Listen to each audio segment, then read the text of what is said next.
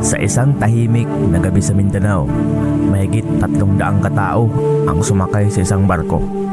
Bitbit ang pag-asa, pangarap at paniniwalang makakarating sila ng ligtas.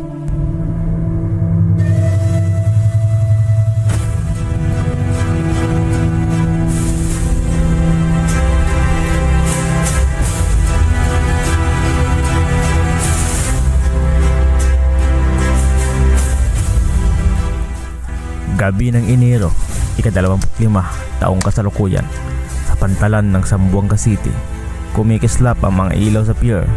May mga pasahirong yakap ang kanilang mga anak. May mga lalaking tahimik na nakaupo, hawak ang maliit na bag. May mga babaeng paulit-ulit na tumitingin sa dagat. Isa-isa silang sumampa sa MV Tricia Kirsten Tree, isang barkong sanay nang bumabiyahe patungong Hulo-Sulo. Bandang alas 9 ng gabi, unti-unting umuusad ang barko. Habang lumiliit ang ilaw ng lungsod, unti-unti ring nawawala ang proteksyon ng lupa. Sa loob ng barko, mahigit 300 pasahero ang sakay, kasama na ang 27 na crew members. Sila lang naman ang may uuwi sa pamilya, may haharap sa trabaho, may maghahatid ng kalakal, at may simpleng gustong makarating sa kabilang isla. May mga natutulog din sa sahig, may nagkwentuhan, may nagdadasal. Ngunit may tanong na lilitaw sa kalaunan: ligtas ba talaga ang biyahe?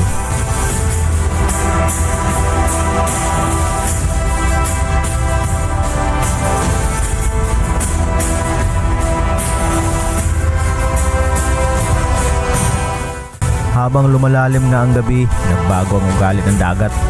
Lumakas ang hangin, tumaas ang alon. Sa simula, parang normal lamang. Ngunit may ilang pasahirong nakapansin, may tubig na raw sa ibabang bahagi.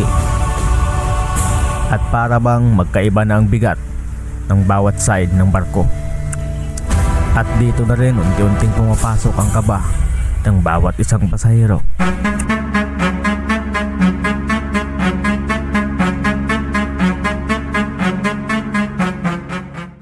Madaling araw ng Enero 26, biglang may sigawan, may nagtakbuhan, may umiiyak. Ilang sandali pa nagpadala ng distress call ang barko habang malapit sa Balok-Balok Island sa bahagi ng Basilan. Sa loob ng ilang minuto, may nagsuot ng life vest, may hindi nakaabot, may nahulog sa dagat sa gitna ng dilim.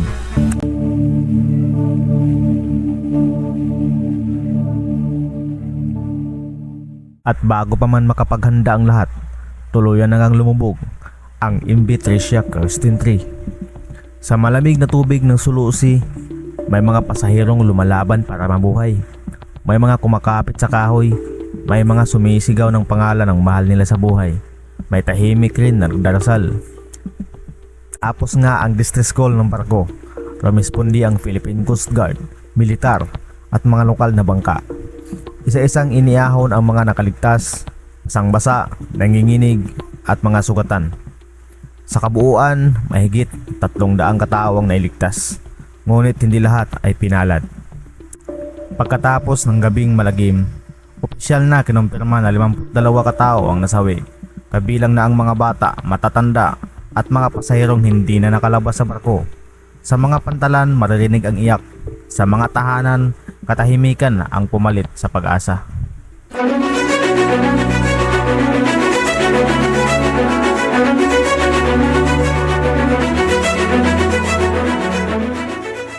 Isa sa posibleng tinitingnan ng dahilan ng paglubog ng barko, malakas na alon at posibleng overloading din.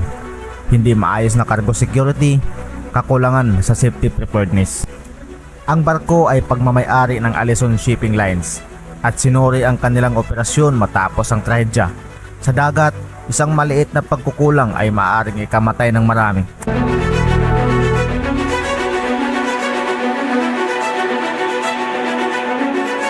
Ang vessel na Tricia Kirsten Tree ay dating barko sa ibang bansa. Itinayo pa noong 1995 at dating kilala bilang Camellia 2 sa Japan, bago ito binili at tinakbo ng Allison Shipping Lines noong 2010. Ang ibig lang sabihin, ang MV Tricia Kirsten Tree ay hindi bago. Ito ay binuo noong 1995 at kalaunan ay dinala sa Pilipinas at isinama sa ruta ng Allison Shipping Lines bandang taong 2010. Ang Allison Shipping Lines ay pag-aari at kontrolado ng pamilyang Tan ng Zamboanga City. Ang nagtatag ng kumpanya ay si Mr. Feliciano Intan Sr., negosyanteng Zamboangueño na pumapasok sa shipping business noong dekada 70. Siya ang orihinal na may-ari ng unang barko ng kumpanya, ang MV Estrella del Mar. May mga ulat rin na ang asawa ng kasalukuyang mayor ng Zamboanga City ay isa ring shareholder ng kumpanya, subalit hindi ang mayor mismo ang may-ari. Hanggang umabot na nga sa Senado ang investigasyon sa pangyayaring ito. Kasi nabanggit po kanina na kanino po pa talagang sonar ang nakakita doon sa barko na lumubog? Mayor?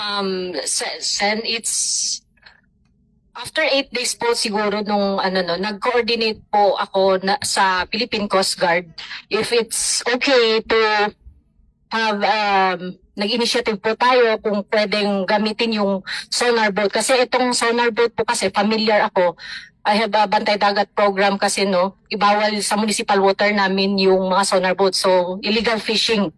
So sabi sa akin nung dati, may idea ko, it's nakakalocate po siya ng fish finder and of course the mga objects sa baba. So nag-recommend po ako sa substation commander ng Haji Mutamad. Sabi ko patanong kung pwede tayong maghahanap tayo ng contact from Zamboanga City for sonar boat, gagastusan natin. So yun po, one day lang po yun nun, nahanap kagad kasi yung phone po kasi ng mga victims, may mga Find My iPhone, dun po yung mga last location. So automatic dun po kagad. And then si sonar, may side sonar po din si Philippine Coast Guard from Cebu, yun po yung mas accurate po yung nakikita na yung laki ng boat. So I think it's both collective efforts with the LG and the PCG po. Bali po, Mayora, kayo po ang nag-rent. Yes po. And then I coordinated yung inutusan ko po. Sabi ko magkano yung gasoline dinonate na po yun ng private company from Zamboanga City. That's the AMR po. I would like to thank them also. Okay, maraming salamat po. If I may, gusto ko lang pong magpasalamat una-una sa barangay captain po ng barangay Balok-Balok, Panduga, Alip, and of course his wife, the barangay kagawad of barangay Balok-Balok, Bantay Dagat. Maraming salamat po sa inyo. Of course, the different line agencies, pero sila po talaga yung frontliners. Wala silang masyadong incentives, yung mga locals, fishermen. Araw-araw po silang tumutulong. And isang tawag ko lang po talagang nasa karagatan na sila para tumulong po for the search and retrieval ng mga bodies po. Yun lang po, maraming salamat po. Assalamualaikum warahmatullahi ta'ala wabarakatuh. If I may, Mr. Chair, can I have your 1 to 2 minutes? Yes, Mayor. A brief background lang po sa municipality under my area of responsibility. Sige po, Mayor. Kasi baka na-curious lang po yung mga victims kasi parati po sa area ng Balok-Balok yung mga tragedy po. Yung first is, if you are familiar, the MV Mary Joy, and right now is the MV Trisha. The difference is, yung sa MV Mary Joy, I was there in the incident. Kasama po ako sa nag-rescue. And right now, I'm in Manila. I'm having the Galing Pook workshop po. So, I'm Mayor Arsina Kahing Nano of Pilas sa Jimutabad Municipality, an island newly created 5th class municipality. Composed of 10 barangays, included po yung barangay Balok-Balok with 23 islands. So sa pahayag ko po, it's an island municipality po talaga. Yung maritime rescue operation is a very big challenge po sa amin, lalong-lalo na as the local chief executive. Kasi limited lang po yung resources tulad po ng sinabi ko, newly created 5th class municipality and second term ko lang po as the mayor of the municipality. Hindi po kami equipped or ready to rescue a big maritime rescue operation. Ngunit nakikita ko rin po itong isang opportunity para po sa national level and also the BARM leaders na mabigyan ng pansin ang isang tulad po naming may kakulangang bilang isang responder dahil hindi lang po ang mga taga-pila sa Jimutamad Municipality ang makikinabang dito kundi yung mga karatig naming mga provinces. Kasi yung area po natin no sa Jimutamad Municipality, lalong-lalo na yung Barangay Baluk-Baluk, sea lane po ito, dinadaanan po ito ng mga from Tawi-Tawi, Sulu, and Zamboanga City. So, yun po. Para po sa konting kaalaman, no, I received a call almost 2 a.m. in the morning from a friend.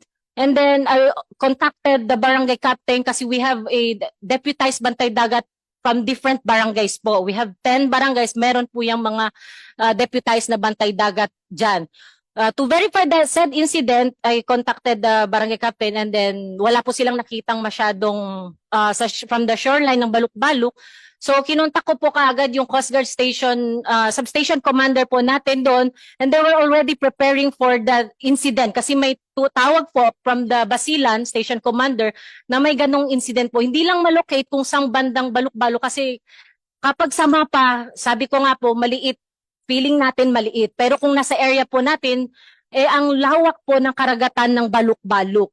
So after that, after 20 minutes po, Mr. Chair, nag-confirm po yung barangay captain na andun po mismo from, I think, if I'm not mistaken, no, it's only 1.8 nautical miles from the shoreline of Barangay Baluk-Baluk. So, hindi ko po to i-claim kasi ang daming nagpo-post sa social media na Mayora, ganito, ganyan. I'm not claiming it. Kasi trabaho ko naman po talaga. Pero may isang lancha po from I correct me if I'm wrong, if it's going to Zamboanga to Holo or Holo to Zamboanga City, nakasabay po ng MV Tricia and they are the one who first rescue po na tumulong na po sa mga survivors. And the rest po, sabi ng mga locals natin from Barangay Baluk-Baluk kasi hindi lang, kapag hindi ko lalambing or hingan ng favor po yung mga locals, iilan lang po yung resources namin sa Barangay Baluk-Baluk. So, even fisherman po, naka-deploy po yun para tumulong sa mga survivors. So, yun po nakita nila is yung isang lancha nakasabay. And after 10 to 15 minutes, dumating na po yung mga different line agencies para mag-rescue from Basilan, the Philippine Coast Guard, the Maritime, yung Aleson po na fast-craft, nandun din po daw sabi ng substation commander ko po. So, yun po, yun lang po, no? Sana mabigyan po ito ng pansin from the national government and also the BARM.